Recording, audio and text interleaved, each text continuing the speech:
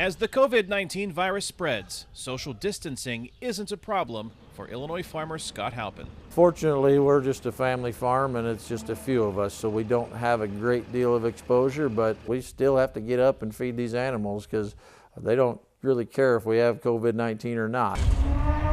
The COVID-19 crisis exploded while Halpin was on a farm trade mission to Kenya and Israel.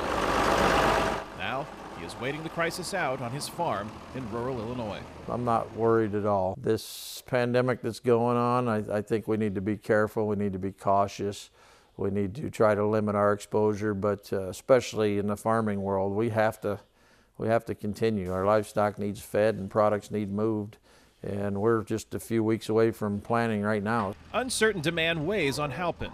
In the wake of a Phase 1 trade agreement in which China agreed to import more U.S. crops, Halpin was hoping to see increased profits by sending his soybeans overseas.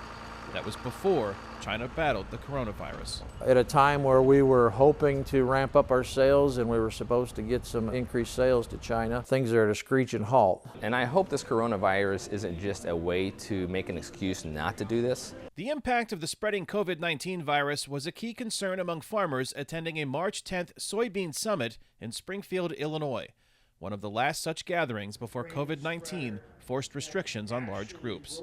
With China emerging from the worst of the outbreak, farmer Scott Gaffner believes their demand for U.S. crops should increase. Well, there's a demand. We know the African swine fever has also impacted the amount of soybeans they've needed.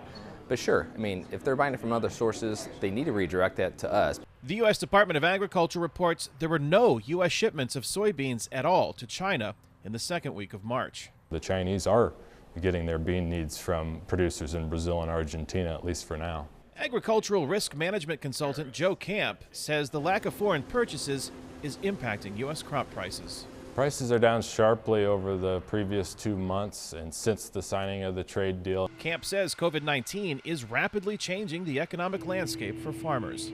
There's fear of recession, there's fear of some extra negativities gripping in the grain markets besides of what we're normally talking about, just those factors of supply and demand.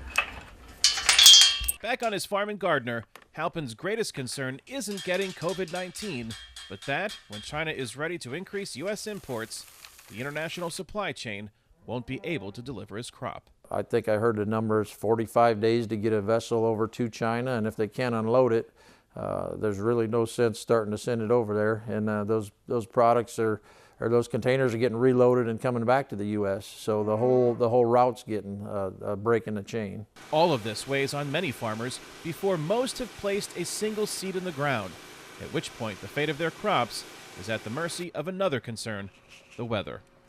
Kane, Farabaugh, VOA News, Gardner, Illinois.